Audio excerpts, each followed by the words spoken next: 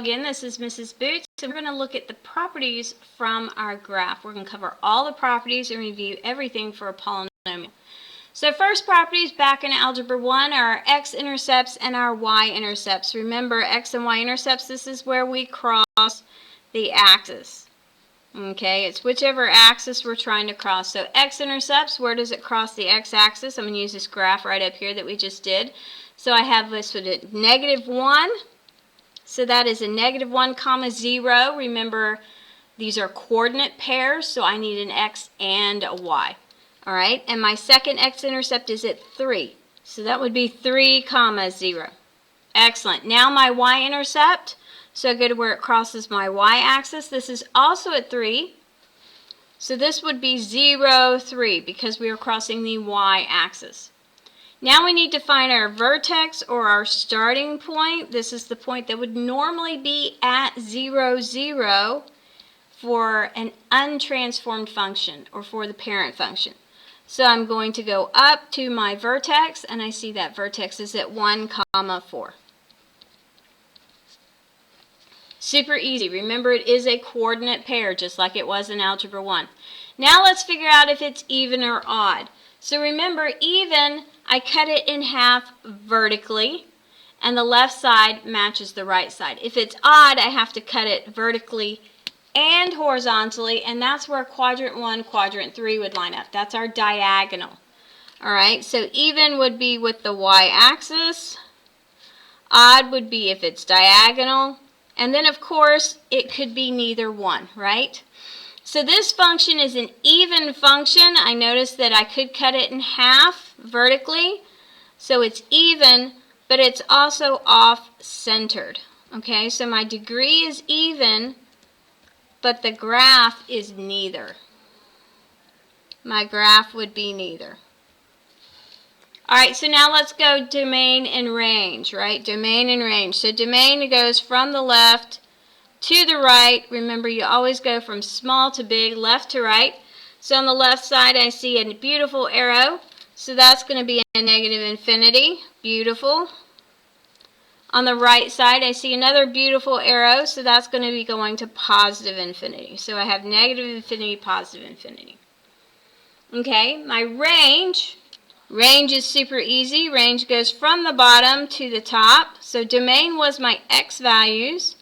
Range is my y value. So if you need to, put yourself a little note. Domain is x, range is y. Okay, bottom to top. Where's the bottom? Well, the bottom's arrows. So it's going to be a -infinity. And the top is at a y value of 4. Now that 4 is right on my curve. So remember, if it's right on the curve, it gets a square bracket. If it was next to an asymptote, then it would not have a square bracket. It would have a parenthesis. Okay, so we're right on the curve. We get a nice, pretty square bracket.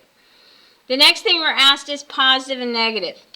So positive and negative, remember, we're referring to the y values. So positive is above the x-axis. Negative is below the x-axis. Okay, above and below. So this is where we always did lots of colors. We can also just take and cover something up, all right? So above, I'm going to cover up the bottom part. I don't care about the bottom. I just want the part above, and I'm writing a domain only. So remember, for positive, negative, increase, decrease, I'm only writing a domain, and I only use parentheses. So my positive part here, where is that going from? It's going from a -1 over to +3. So it should line up with my x-intercepts, -1 to +3. That is the domain for the part above or up top of the x-axis. Now let's do below. Ooh, I see two pieces of my curve down there below, but that's okay. Remember, you're going from left to right for any domain, so I'm going to do the left side of my curve first. So I would have a -infinity to my -1. That's my x-intercept. My x-intercepts will always be used in my positive, negative. Then I have a U shape because now I have to do the right half of my graph, and this is going to go from 3 to positive infinity. And you say, well, Mrs. Boots, it's pointed down. Why would I go positive infinity? Because down is part of the range. We don't want range. We want domain. So we're doing positive infinity over here. Okay, so there's our positive and negative. Isn't that beautiful? We went above the x-axis and below the x-axis. Now we need to do increasing and decreasing. Remember, increase and decrease, this is more dealing with a slope. So I call my increase my uphill and my decrease my downhill. Okay, uphill is what we want our investments to do. I want an increase. I want it to go up and to the right, every single time. Okay, decrease, this is what we want our COVID numbers to do. So we're going to go down and to the left, down and to the left. All right, so my uphill. So this is where we got to look at it. So I'm just going to take the left half. Remember, if you're doing uphill and downhill, what we care about is the top or the very bottom. So I have the top of the hill right here or the bottom of the valley. So top of the hill. So this side, my left side of my parabola, is going up the hill. Therefore, it is increasing. So I just need the domain of the left half. So I'm going to cover up the right half. We don't care about it. I just want the domain of that half, my increasing half. So I see it starts at negative infinity. Remember, domain goes from the left to the right, left to right. So I'm doing negative infinity, and some of you might put a 4. The 4 is the y value. I don't want the y value. I need the x value because I'm doing domain. So what's the x value at the top? It's a 1. A positive 1. So I'm going from negative infinity to positive 1.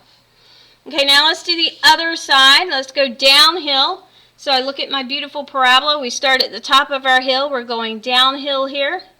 Nice, pretty downward slope. Decreasing. It's beautiful. Okay, going down the hill. So we start at the top. Remember, it's the left side to the right side. So start at the top. I start at 1. And then I'm going to positive infinity. Again, you're doing the domain, so you're doing the x values. We're going to positive infinity here. Okay? You can do this with multiple hills, and just like what we did with our negative where we have this U shape if we have more than one piece, if I have more than one piece that's increasing or decreasing, I just do a U shape, I do the next set of parentheses, and it's not a big deal. Awesome job.